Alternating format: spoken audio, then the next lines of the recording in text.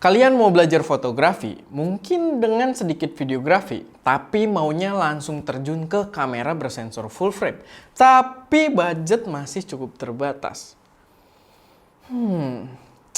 Gua rasa video ini bisa jadi referensi kalian.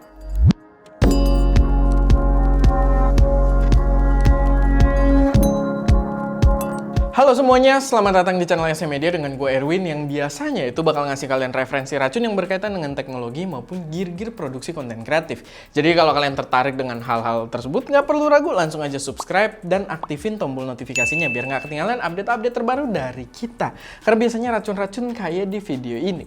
Nah, kali ini gue kedatangan sebuah kamera full frame entry level dari Canon lagi, yaitu adalah Canon EOS RP. Yap, gue udah pernah membahas sedikit soal kamera ini, tapi sekarang dia memiliki price point yang jauh lebih menggoda dan sangat-sangat layak untuk dipertimbangkan. Jadi dulu pas pertama kita bahas kamera ini, dia dijual seharga 21 juta body only. Dan sekarang dia cuma dibanderol seharga 16 juta untuk body only-nya. Wow, turun 5 juta cuy. Dan yang kalian denger itu adalah harga resmi dan baru. Wow. Jadi info yang gue dapat, Canon Indonesia itu melakukan penyesuaian harga pada beberapa jajaran mirrorless-nya. Dan EOS RP ini adalah salah satu produk yang harganya juga disesuaikan.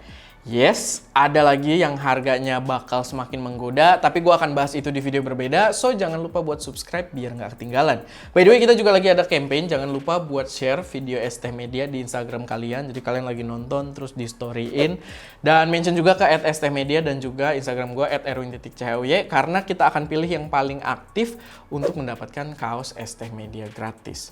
Jadi jangan lupa buat ikutan.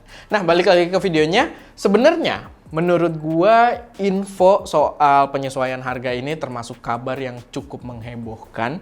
Karena berdasarkan pengalaman gua, Canon itu sangat jarang untuk memangkas harganya. Bahkan DSLR-nya aja menurut gua harganya terlalu stabil, di mana harganya hampir nggak pernah turun walaupun udah bertahun-tahun kemudian. Tapi sebenarnya masuk akal sih, mengingat ekosistem Canon RF atau mirrorless full frame Canon juga udah semakin matang dan mungkin Canon mau full attack ke pasar mirrorless, sehingga pemotongan harga ini menjadi salah satu strategi mereka. Oke, balik lagi ke kameranya. EOS RP ini jujur aja menurut gue sebenarnya memang harganya itu terbilang cukup mahal sebelumnya. Dan karena concernnya lebih ke high quality fotografi yang menjual sensor full frame, kamera ini nggak pernah masuk dalam list pertimbangan gue. Obviously karena workflow gue itu lebih ke video dan di harga 20 jutaan gue punya opsi kamera video yang lebih menarik. Tapi buat foto pun sebenarnya ini kamera yang cukup jarang gue lirik atau gue angkat dalam pembahasan gue. Tapi karena sekarang harganya cuma 16 juta dan memposisikan dirinya sebagai kamera full frame entry level, menurut gua dia sangat layak untuk dipertimbangkan. Kenapa? Nah, ikutin video ini sampai habis. Pertama, ini adalah kamera yang membawa sensor full frame 26,2 megapiksel yang otomatis dapat menghasilkan karakter gambar yang khas full frame dengan kualitas tinggi. Cuman karena dia entry level, dia masih dibekali dengan processing yang masih terbilang cukup lambat, sehingga kamera ini cuma mampu melakukan burst foto maksimal di 5 fps aja. Oke, ini kalau pakai manual fokus, itu kecepatan 7 fps. Nah, sekarang kita pakai auto. Sorry ya, mic-nya gerbak-gerbuk.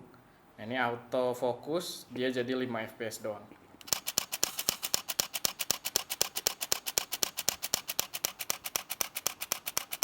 Oke. Tapi menurut gua nggak masalah selama kalian nggak membutuhkan shot kecepatan tinggi. Apalagi karena dia full frame, gua rasa yang kalian kejar lebih ke karakter serta kualitas gambarnya yang lebih baik untuk jenis-jenis pemotretan seperti portrait, modeling, ataupun konseptual fotografi. Tadi gua habis napas ya.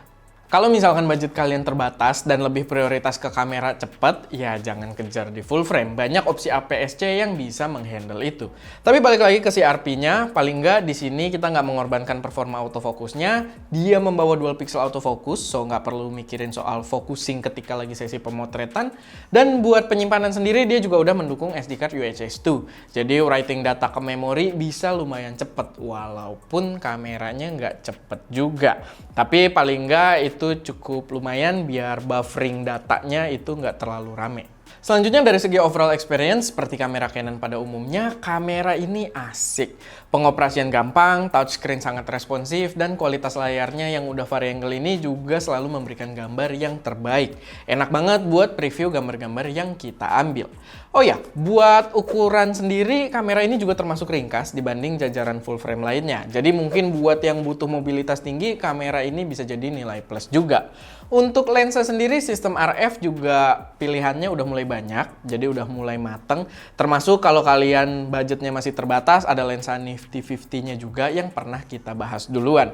Atau bisa juga dipakein adapter dan pakai jajaran lensa DSLR-nya Canon yang mungkin udah banyak bertebaran di pasaran, atau mungkin kalian udah punya, atau kantor kalian udah punya, kalian bisa minjem. Overall di foto sih menurut gua udah cakep kalau memang prioritas kalian adalah sensor full frame-nya. Yang penting jangan ngandelin kecepatan burst fotonya aja. Filenya juga terbilang cukup cakep. Kalau kalian penasaran, gua kasih beberapa file mentahnya yang bisa kalian download, tinggal cek aja di kolom deskripsi.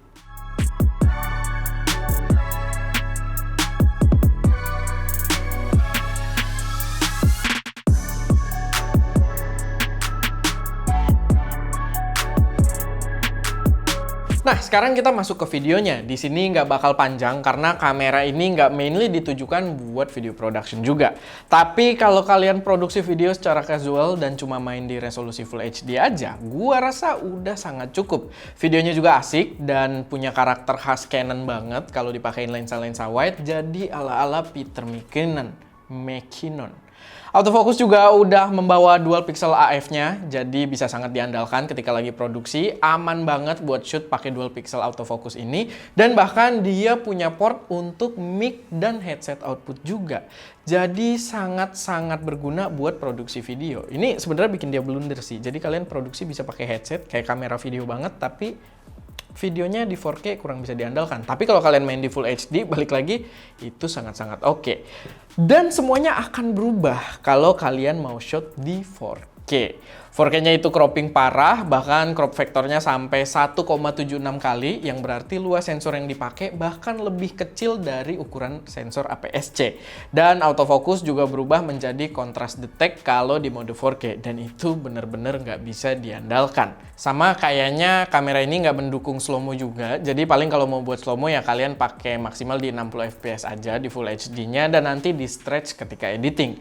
Untuk baterai, dia menggunakan LPE17, dan buat sebuah kamera full frame ini cukup kecil sebenarnya dengan kapasitas cuma 1040 mAh kalau nggak salah.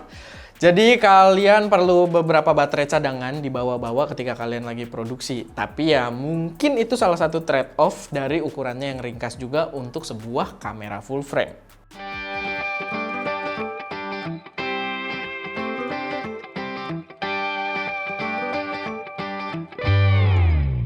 So, gimana kesimpulan dari gua? Menurut gua kamera ini cocok buat dipertimbangkan kalau kalian pengen masuk ke ranah entry level full frame yang sebelumnya itu dirajai oleh Sony A7 Mark II.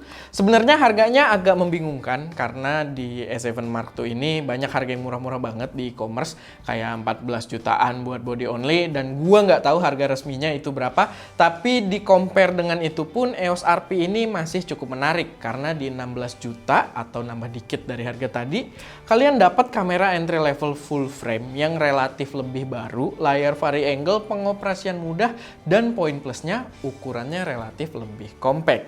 Tapi balik lagi, semua keputusan ada di tangan kalian.